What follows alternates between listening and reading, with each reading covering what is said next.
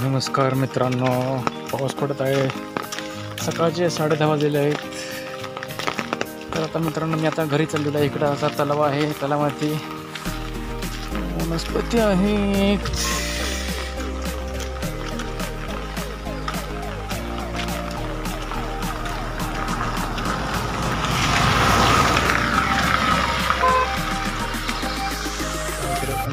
तलाव आहे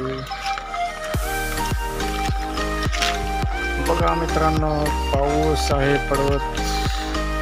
सकाळपासून पाऊस चालूच आहे मित्रांनो, बारीक